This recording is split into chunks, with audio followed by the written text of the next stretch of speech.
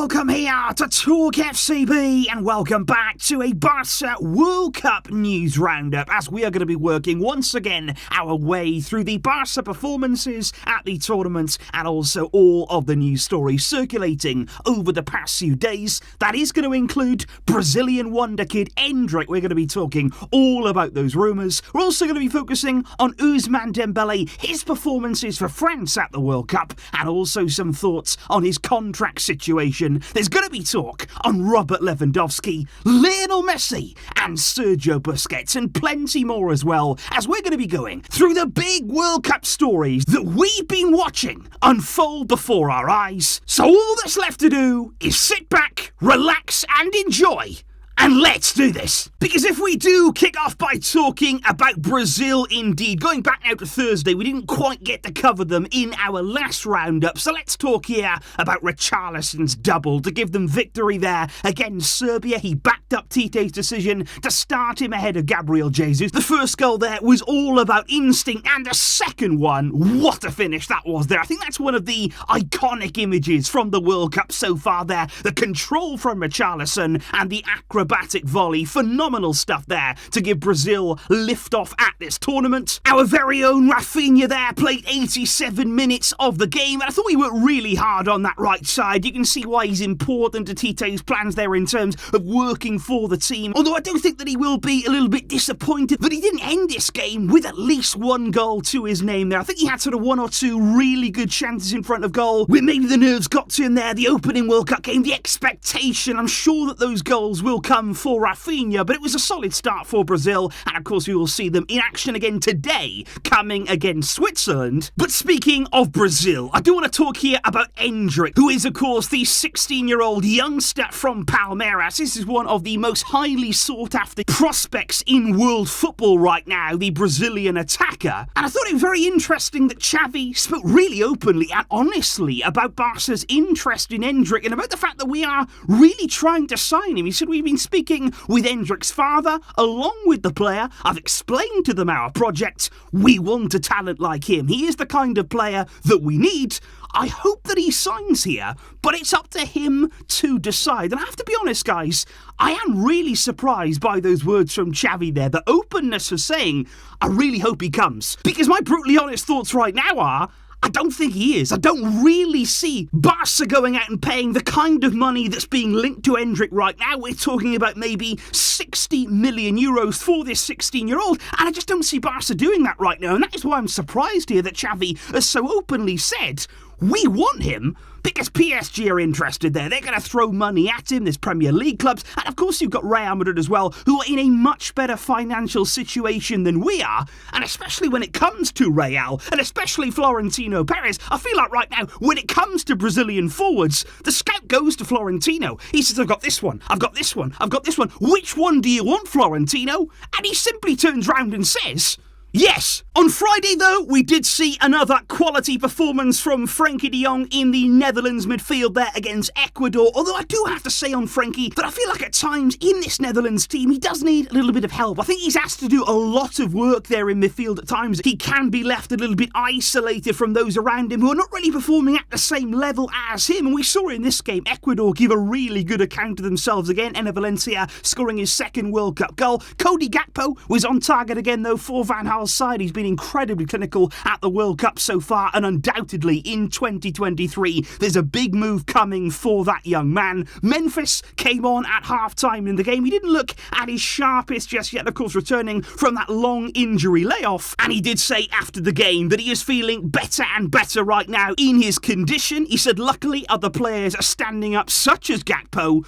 but he said with a fit Memphis we stand more of a chance, and we're going to have to wait and see whether Louis van Gaal will elect to reinstate Memphis into the starting lineup as this tournament goes on. I also thought there on Friday night, Serginho Dest had a really good game on the right side there as the USA held England to a 0-0 draw. I do think in this game, America, guys, so unlucky not to win it there. I think they would have definitely deserved all of the 3 points. Pulisic there crashing an effort against the crossbar. Weston McKennie as well. Several chances came his way, but I was really impressed though with the midfield of the USA. The trio there, you had Weston McKennie at the heart of it. Tyler Adams, fantastic performance from him there with the captain's armband as well. Young player who's really relishing that responsibility. And Yunus Musa has been really, really impressive as well. And for the USA, they're picking up another point. It means that going into that final game against Iran, it's all in their own hands. On Saturday, though, our very own Andreas Christensen thought that he'd done enough to earn his country a valuable point there, and Denmark would have been good value for it. Great header from close range that it was from Christensen there. Another solid performance from him, but you just can't stop Mbappe right now at the World Cup. France look very impressive. They look so calm as well. Never at any stage of this game did they panic, and Mbappe in front of goal. Clinical as you like. And I do have to give credit as well. Obviously not a Barca player anymore, but I think Griezmann in this tournament, he has been really, really impressive there. He seems to be in the perfect kind of role for the national team. He knits everything together there. He's in between the lines. He's linking midfield and attack, and also working really, really hard for the team. And it all clicks together there for Griezmann when playing for France. And of course, when it comes to our own Ousmane Dembélé, I thought it was another bright performance from him, and I think he certainly enjoyed it out there against Denmark. He actually called it after the game as potentially his best performance ever in a France shirt, and I think some of his touches in the game, absolutely immaculate there. We know all about his dribbling. I think he combines really well as well with Mbappe, and if the finishing from France maybe had been a bit better, he would be on plenty more assists already. He looks really, really good right now. And I just look at Dembele at this tournament, the way that he's playing on this stage with the world watching. I think with every passing game, he shows his quality. It actually hurts Barca. I've got to be honest and say that right now, guys, because you look at Dembele, he's in great shape. He's showing again that he can stay fit and be motivated and as well be disciplined and hard-working for his team. And I just think you look at 2023 there. We know that he has a release clause in his contract that's going to become active in the summer. We know that then he will enter the final year of his new Barca deal. We are going to try and renew him, but every game that he plays like this, with all of those eyes on the World Cup, it's not going to make it easy. And I think this time around, when it comes to renewing Dembele, there's going to be more competition. Last time out, of course, clubs were sceptical about him. But this time around, if he can keep this going, if he does continue the consistency, there's going to be more competition. And for Barca, that may bring a few problems. And Jules Koundé as well in this game for France. They're working his way into the starting lineup for this one. Interesting to see again that even Didier Deschamps, he's using him in that right-back role as well. And Koundé doesn't enjoy playing at right-back as much as he does at centre-back, but doesn't he do it well? You know, considering this is a position that should be unfamiliar to him, he is so suited to it there, and he really does play with calmness. He was linking up as well with Dembele on that right side. He's so athletic, he's solid all around in his game, and he's incredibly talented. For a player here to play that well at right-back, to also be that good at the centre of defence, that takes talent. That takes real quality. And then on Saturday, there was, of course, an absolutely huge victory for Poland in Group C, beating Saudi Arabia, the nation, of course, who upset Argentina in match day 1. And what a moment it was. We've spoken about it already. Robert Lewandowski scoring that first World Cup goal of his career. And that is a moment which I think for quite a long time he's been waiting for it, wondering if it was going to arrive. And after the game, I think he showed all of his emotion. He said, "I'm aware that this might be my last World Cup." He said, "Already during the national anthem, I felt emotion inside of me." He said, "I wanted to be remembered not only for being at the World Cup, but for scoring goals there too." He said, "I've always fought hard for a goal at the World Cup, and today I have managed it." And so special for him, the career that he's had, the goals that he's scored everywhere he's been. It's only right here that he scores at the World Cup. He's done it now. He's ticked that off, and I'm so happy for him. And of course, after Argentina just about got the job done against Mexico later on that Saturday there, courtesy of a stunning goal from Lionel Messi that we discussed on the channel, what that does now is set up an incredible clash between Poland and Argentina, a winner-takes-all meeting. Whoever wins that tops the group, and we're going to have a full preview on that game coming up on Tuesday. I cannot wait to discuss it with you guys. But just on the topic there of Messi Messi indeed, aside of course from that huge goal on Saturday, where again I think he showcased that he's very much still the man on the big occasion, the man you can count on, delivering, whether it be for club or for country. But that does bring about an interesting debate right now as to what the future holds for him beyond this tournament at club level. Because there was a very well publicised report coming out yesterday from the Times that claimed that Inter Miami, they're so close to agreeing a deal with Messi for this summer. A deal that in the summer there of 2023 would make Messi the highest paid player in MLS history. And of course that is not the first time by any means that he's been linked to David Beckham's team. But I just want to say, guys, on that, there have been plenty of reports since that one from the Times that just say, you know what, that's premature. Messi hasn't gone to the MLS yet. Messi hasn't agreed to go to the MLS at this stage of his career. There's even been a member of Messi's entourage coming out and saying, look, there's no agreement at all at this point. And there have also been plenty of rumours linking him with staying at PSG. They're extending by one further season. Maybe then the time would come to move to America. But I just want to say, guys, that as of right now, with all of these rumours with Messi into Miami, of course, there's PSG links, but as of now, there's nothing really from Barca. There doesn't seem to be any offer at all from Barca on the table with Messi, because you'd imagine that if the club were thinking about it, a player of Messi's size, you know how big the operation would be to bring him in, you'd already have to be working. You'd already have to be laying the foundations for a signing like that.